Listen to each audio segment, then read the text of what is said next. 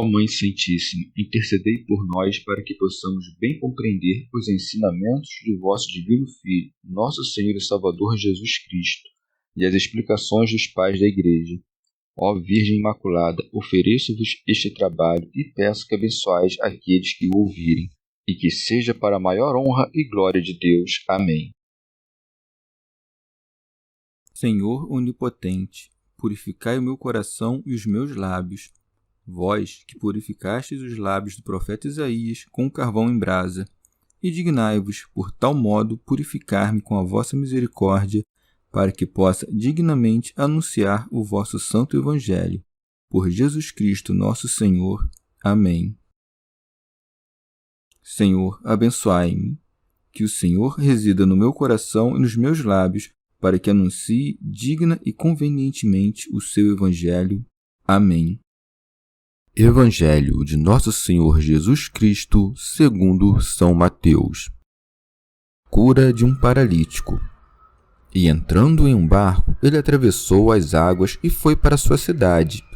Aí trouxeram um paralítico, deitado numa cama. Jesus, vendo sua fé, disse ao paralítico: Tem ânimo, meu filho, os teus pecados te serão perdoados. Ao ver isso, alguns dos escribas diziam consigo: Blasfema! Mas Jesus, conhecendo os sentimentos deles, disse: Por que tendes esses maus sentimentos em vossos corações? Com efeito, que é mais fácil dizer: Teus pecados são perdoados, ou dizer: Levanta-te e anda? Pois bem, para que saibas que o Filho do Homem tem poder na terra de perdoar os pecados, disse então ao paralítico: Levanta-te, toma tua cama e vai para casa. Ele se levantou e foi para casa. Vendo o ocorrido, as multidões ficaram com medo e glorificaram a Deus, que deu tal poder aos homens. Comentários dos Pais da Igreja. São João Crisóstomo. Cristo mostrou precedentemente seu poder através de sua doutrina, quando ensinou como alguém que tem autoridade, através do leproso, quando disse: Quero ser curado, através do centurião, que lhe disse: Diz, porém, uma só palavra e o meu servo será curado, através do mar, que acalmou com uma só palavra, através dos demônios que o confessaram. Aqui, por uma nova e maior manifestação de seu poder, ele força seus inimigos a reconhecerem que ele é igual ao seu Pai em dignidade. É o que lemos na passagem seguinte. E, entrando em um barco, ele atravessou as águas e foi para sua cidade. Ele atravessa o lago em uma barca, embora pudesse atravessá-lo a pé. Ele não queria fazer milagres a todo momento, para não prejudicar a razão de sua encarnação. Bispo João. O Criador de todas as coisas, o Senhor de toda a terra, depois de ter descido por nós, encerrar-se nos limites de nossa própria carne, começou a ter uma pátria entre os homens, fez-se cidadão de uma cidade da Judéia, começou a ter paz, apesar de ser pai de todos os pais, a fim de que a caridade atraísse aqueles que o medo dispersara. São João Crisóstomo. O evangelista chama aqui Cafarnaum de sua cidade, porque há a cidade em que ele nasceu, Belém, a cidade que o educou, Nazaré, e, por fim, a cidade em que habitou continuamente, Cafarnaum. Santo Agostinho. Ou, de outro modo, seria difícil de compreender o que Mateus aqui escreve sobre a cidade do Senhor e Marcos, por sua vez, sobre Cafarnaum, se Mateus o tivesse dito sobre Nazaré. Pode-se, na verdade, denominar a própria Galiléia de Cidade de Cristo, porque Nazaré era na Galiléia, assim como todo o Império Romano constituído por tantas cidades é por vezes chamado Cidade Romana. Quem pode duvidar que é certo dizer que, indo ele à Galiléia, foi o Senhor à sua cidade, qualquer que seja a cidade da Galiléia a que tenha ido, ainda mais porque a própria Cafarnaum sobressaía-se na Galiléia a ponto de ser considerada uma metrópole. São Jerônimo. Ou, pelas palavras sua cidade, não devemos entender outra coisa senão Nazaré, de onde terem dado a Jesus o nome de Nazareno.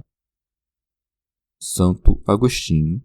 Segundo esta interpretação, devemos admitir que Mateus omitiu todas as coisas que Jesus fez em sua cidade e somente começou a narrativa a partir do momento em que chegou a Cafarnaum, pela cura do paralítico.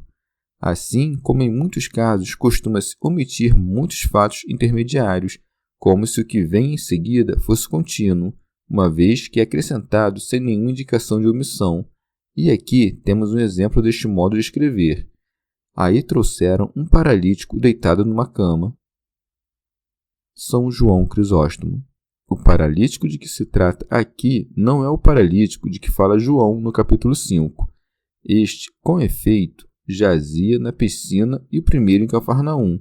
O paralítico de que fala João não tinha criados, e o paralítico de que falamos aqui tinha pessoas que cuidavam dele e que, carregando-o, conduziram-no a Jesus. São Jerônimo. Conduziram-no prostrado na cama, porque lhe era impossível andar. São João Crisóstomo. Nem sempre Jesus exigiu fé dos doentes, por exemplo, quando estão loucos ou por alguma outra doença fora de si. Por isso disse: Jesus vendo sua fé. São Jerônimo. Não daquele que era apresentado, mas daqueles que o apresentavam. São João Crisóstomo. Uma vez que mostram tão grande fé, também ele mostra a sua virtude, perdoando os pecados com um grande poder, de onde segue. Disse ao paralítico: tem ânimo, meu filho, os teus pecados te são perdoados. Bispo João. Quanto vale a fé própria junto de Deus, para quem também vale a alheia, a ponto de curar o homem interior e exteriormente? Escuta o paralítico o seu perdão, cala-se e não agradece a Jesus, porque preocupava-se mais com seu corpo do que com seu espírito. Por isso, Jesus recebe a fé dos que conduziam o paralítico e não a loucura deste. São João Crisóstomo. Ou era grande também a fé deste doente. Se não cresce, não teria permitido ser introduzido pelo teto, como conta outro evangelista. São Jerônimo. Ó, admirável humildade! Jesus chama de filho ao homem desprezado, sem forças e com os membros paralisados, no qual os mesmos sacerdotes recusam-se a tocar. E com razão chamam-o de filho, porque lhe estão perdoados os pecados. Aqui nos é dada a compreensão de que, por causa dos pecados, sobrevêm-nos muitas enfermidades dos corpos. E por isso, talvez, primeiramente, são perdoados os pecados, para que, retiradas as causas da enfermidade, seja restituída a saúde. São João Crisóstomo. Os escribas, querendo difamar, contribuíram involuntariamente para fazer brilhar mais o que foi feito. Ele, com efeito, se valeu da inveja dos escribas para tornar mais manifesto o milagre. É próprio da infinita sabedoria de Cristo valer-se de seus próprios inimigos para tornar patente seu poder. Por isso é dito. Ao ver isso, alguns dos escribas diziam consigo: blasfema. São Jerônimo. Lemos no profeta: sou eu mesmo que apago as tuas iniquidades. Baseando-se nessas palavras, os escribas, que viam Jesus como um simples homem e não compreendiam as palavras de Deus, acusaram-no do crime de blasfêmia. Mas Jesus, vendo seus pensamentos, apresenta-se como Deus, que pode conhecer as coisas ocultas do coração, e dirige-lhes as seguintes palavras, que traduzem de certo modo seu silêncio: com o mesmo poder com que penetro vossos pensamentos, posso perdoar aos homens seus delitos. Compreendei agora o que fiz ao paralítico. Daqui se segue.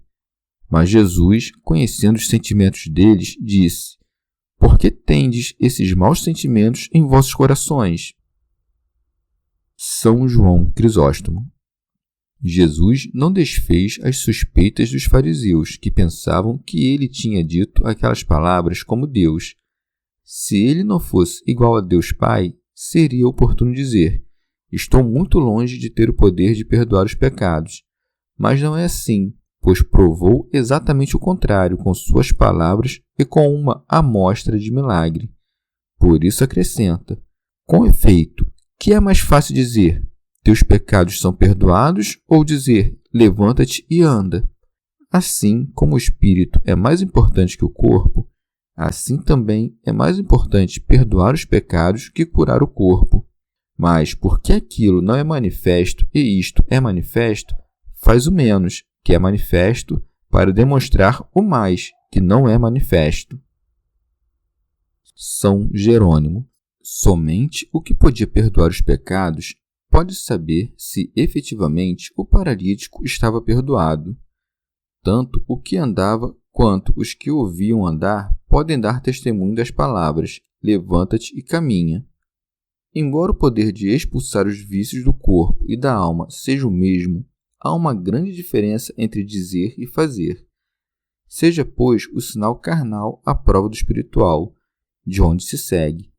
Pois bem, para que saibais que o Filho do Homem tem poder na terra de perdoar os pecados.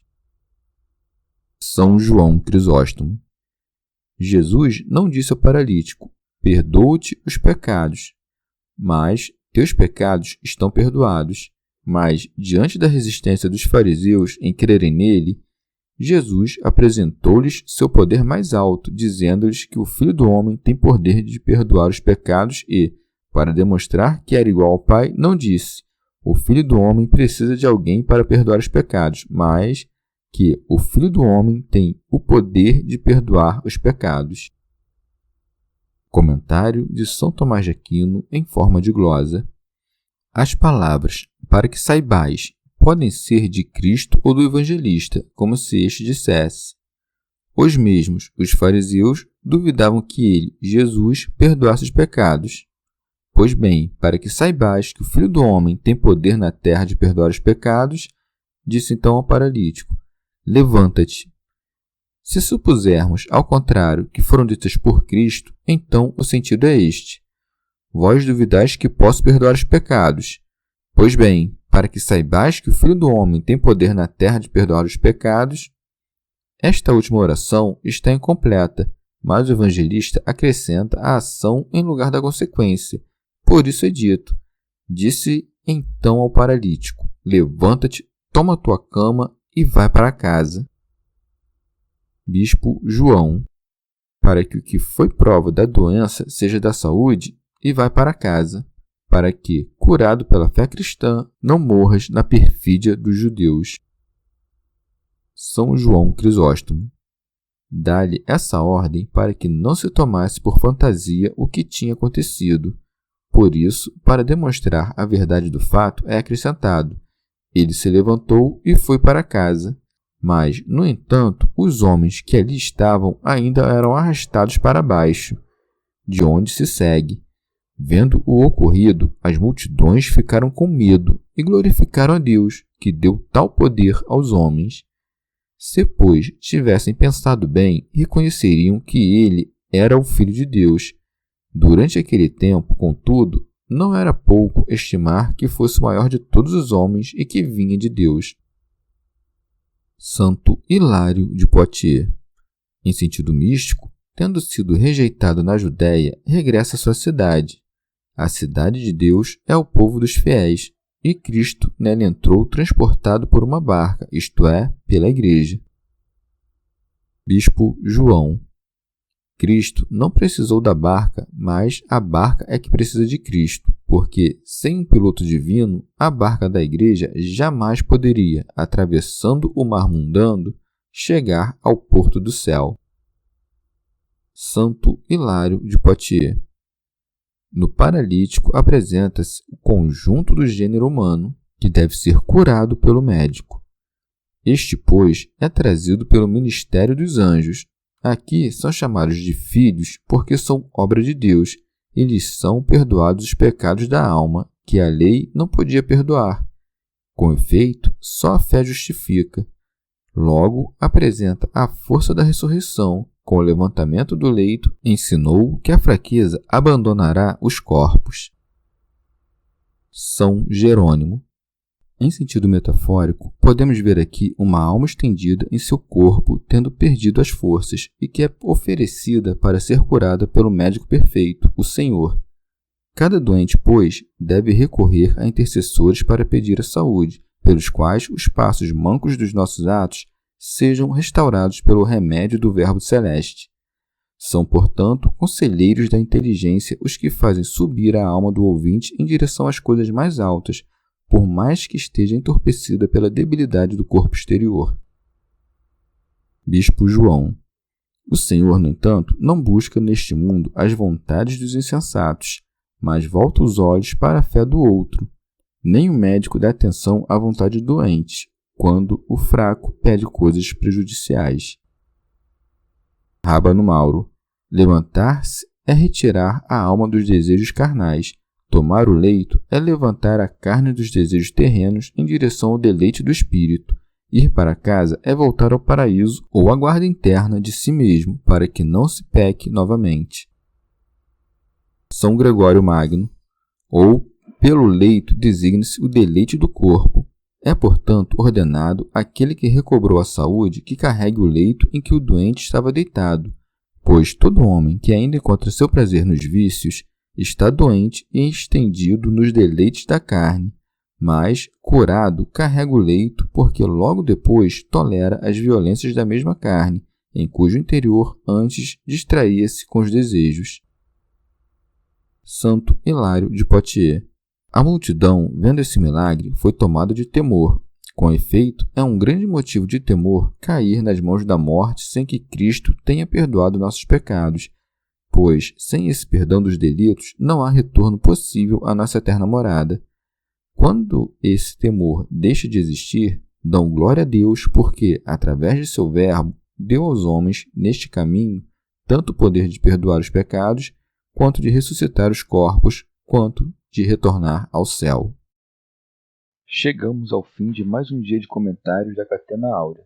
Muito obrigado por ficarem até aqui, que Nossa Senhora derrame suas graças sobre nós e até amanhã.